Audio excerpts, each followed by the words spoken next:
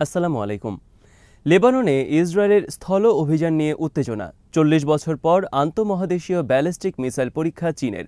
শত্রুর প্রতি বার্তা বেইজিংয়ের। পাকিস্তান থেকে ১৪টি JF-17 ফাইটার জেট সংগ্রহ আজারবাইজানের। ইউক্রেন যুদ্ধের কারণে ফুরিয়ে গেছে ব্রিটেনের অনেক গুরুত্বপূর্ণ অস্ত্রের মজুদ। বিডিভিউজ ইনফোটেইনমেন্টে স্বাগত জানাচ্ছি আমি তাসনিম হোসাইন। আজ জানাবো প্রতিরক্ষা সংক্রান্ত গুরুত্বপূর্ণ কিছু খবর। যুক্তরাষ্ট্রের প্রেসিডেন্ট জো বাইডেনের বুধবারের ঘোষণার পর এটা এখন অনেকটা নিশ্চিত যে বড় যুদ্ধ শুরু হয়ে গেছে মধ্যপ্রাচ্যে। গাজায় ইসরায়েলের নির্বিচার হামলায় যুক্তরাষ্ট্র প্রকাশ্যে সব ধরনের সহায়তা করে আসলেও এতদিন ধরে বলে আসছিলেন তারা মধ্যপ্রাচ্যে বড় যুদ্ধ চায় না। কিন্তু বুধবার প্রেসিডেন্ট জো বাইডেন বলেছেন বড় যুদ্ধের পথে মধ্যপ্রাচ্য। যুক্তরাষ্ট্র এবং ফ্রান্স ২১ দিনের যুদ্ধবিরতির প্রস্তাব দিয়েছে হিজবুল্লাহ ইসরায়েলের মধ্যে। কিন্তু ইসরায়েল এই বিষয়ে শর্ত দিয়েছে উত্তর ইসরায়েলে ভবিষ্যতে হিজবুল্লাহর হামলা বন্ধ করতে হবে, অন্যথায় তারা লেবাননে হামলা বন্ধ করবে না। ইসরায়েলের এই শর্তের ফলে ওয়াশিংটন মনে করছে যুক্তরাষ্ট্র ফ্রান্সের এই প্রস্তাব মেনে নেয়ার কোনো সম্ভাবনা নেই তেল আবিবের। অপরদিকে ইসরায়েল সেনা প্রধান বলেছেন তারা লেবাননে স্থল অভিযান পরিচালনা করতে যাচ্ছেন। বিশ্লেষকদের মতে গাজায় হামলা বন্ধে যুক্তরাষ্ট্র যেমন ইসরায়েলকে কোনো প্রকার চাপ সৃষ্টি করেনি, বরং সহায়তা করেছে, তেমনি লেবাননের ক্ষেত্রেও একই ভূমিকা পালন করবে যুক্তরাষ্ট্র। তারা ইসরায়েলকে এই হামলায় সব ধরনের সহায়তা করবে, কিন্তু মুখে বলতে থাকবে তারা যুদ্ধ চায় না। ইসরায়েলের আত্মরক্ষার কথা বলে তারা প্রকাশ্যে অস্ত্র ও আর্থিক সহায়তা সহ যাবতীয় সহায়তা দিয়ে যাবে। ইতিমধ্যে তারা এর প্রমাণও দিয়েছে। লেবাননে ইসরায়েলের হামলা শুরুর পর ইসরায়েলকে রক্ষায় মধ্যপ্রাচ্যে যুক্তরাষ্ট্র বাড়িয়েছে তাদের সেনা সংখ্যা। ইরান সহ আরব শত্রু রাষ্ট্র থেকে ইসরায়েলকে রক্ষায় আগে থেকেই আরব সাগর, লোহিত সাগর, পারস্য উপসাগর ও ভূমধ্যসাগরে প্রস্তুত রেখেছে বিমানবাহী রণতরী, পারমাণবিক মিসাইল ছোড়ার সাবমেরিন সহ ভয়ঙ্কর সব শক্তিশালী রণতরী। প্রস্তুত রয়েছে শত শত যুদ্ধবিমান। ইরান সহ শত্রুর প্রতি তাক রেখে রয়েছে মিসাইল সিস্টেম। এদিকে লেবাননে ইসরায়েলের স্থল অভিযান নিয়ে গরমিল দেখা দিয়েছে হোয়াইট হাউস এবং পেন্টাগনের বক্তব্যে।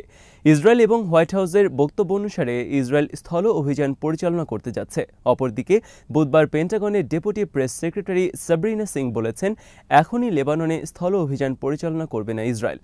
যুক্তরাষ্ট্র চেষ্টা করছে এই সংকটের কূটনৈতিক উপায় সমাধানের।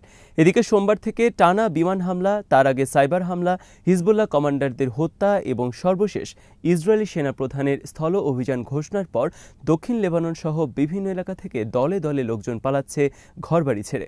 ইতিমধ্যে ঘরবাড়ি ছেড়েছে ১০ লাখেরও বেশি লেবানিজ। অনেকে পাড়ি জমিয়েছে গৃহযুদ্ধ বিধ্বস্ত সিরিয়ার পথে। অর্থনৈতিকভাবে খুবই দুর্বল দেশ লেবাননে বিরাজ করছে মানবেতর পরিস্থিতি। গাজার ন্যায় লেবাননকেও মাটির সাথে মিশিয়ে দেয়া ইসরায়েলের লক্ষ্য, যাতে সেখানে হিজবুল্লাহ আর মাথা উঁচু করে দাঁড়াতে না পারে। ইসরায়েল তার নিরাপত্তার জন্য লেবাননে শুরু করেছে এই অভিযান। আন্তঃমহাদেশীয় ব্যালিস্টিক মিসাইল পরীক্ষা চালিয়েছে চীন। বিবিসির প্রতিবেদনে একে আখ্যায়িত করা হয়েছে বিরল ঘটনা হিসেবে, কারণ গত ৪০ বছরের মাথায় চীন এই প্রথমবার এই ধরনের কোনো মিসাইল পরীক্ষা চালিয়েছে। আন্তর্জাতিক সমুদ্র অঞ্চলে চীন সর্বশেষ আন্তঃমহাদেশীয় ব্যালিস্টিক মিসাইলের পরীক্ষা চালায় ১৯৮০ দশকে। বুধবার চীনের এই মিসাইল পরীক্ষার উদ্বেগ প্রকাশ করেছে বিভিন্ন প্রতিবেশী দেশ। তাদের অভিযোগ, চীন কোনো নোটিশ ছাড়া এই ধরনের মিসাইল পরীক্ষা চালিয়েছে, যা তাদের মধ্যে ভীতি সৃষ্টি করে।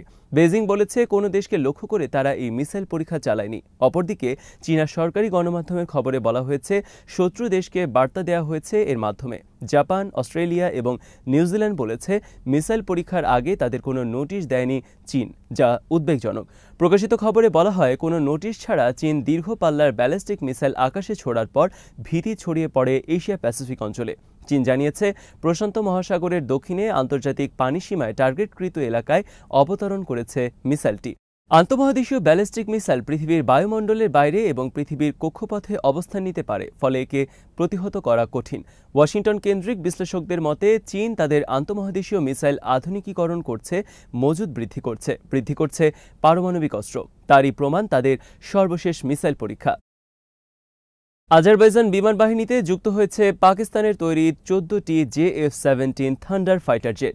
আজারবাইজান প্রতিরক্ষা মন্ত্রণালয় বুধবার এক বিবৃতিতে জানিয়েছে এই তথ্য।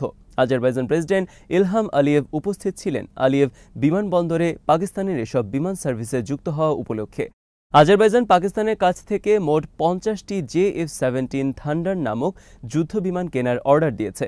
প্রথম দফায় ১৪টি বিমান আজারবাইজানকে ডেলিভারি দিয়েছে পাকিস্তান।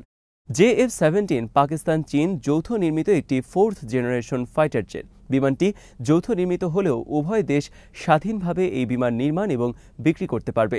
দিনে রাতে অভিযান পরিচালনায় সক্ষম JF-17 একটি মাল্টিরোল ফাইটার জেট। এর রয়েছে air to air, air to ground এবং অ্যান্টিশিপ মিসাইল হামলার ক্ষমতা। এছাড়াও রয়েছে আকাশের প্রতিপক্ষের যুদ্ধবিমান থেকে ছোড়া মিসাইল প্রতিহত করার সক্ষমতা এবং গোয়েন্দা পরিদর্শন প্রযুক্তি।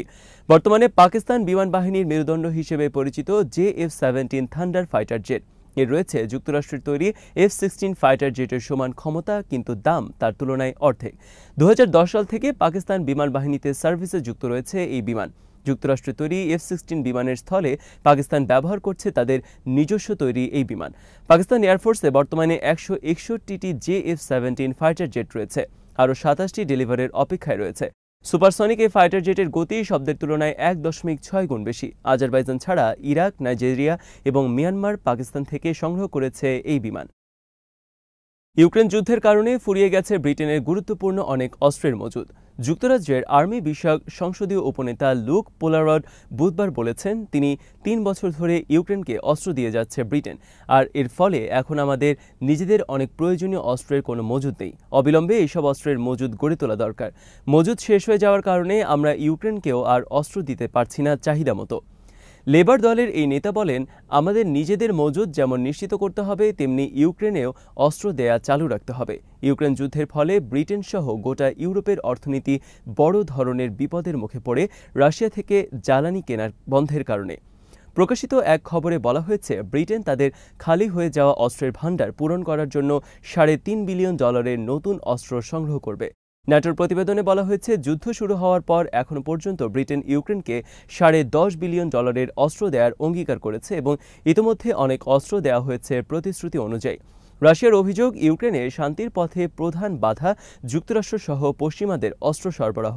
ইউক্রেনকে সামনে রেখে পশ্চিমা বিশ্ব তথা ন্যাটো প্রক্সি যুদ্ধ পরিচালনা করছে রাশিয়ার বিরুদ্ধে। আজ এখানেই শেষ করছি। সমরাস্ত্র, প্রতিরক্ষা এবং কূটনীতির নানা তথ্য জানতে চোখ রাখুন বিডি ভিউজ ইনফোটেইনমেন্টে। চ্যানেলটি ভালো লাগলে সাবস্ক্রাইব করুন। সংযুক্ত থাকুন আমাদের ফেসবুক পেজে। আল্লাহ হাফেজ।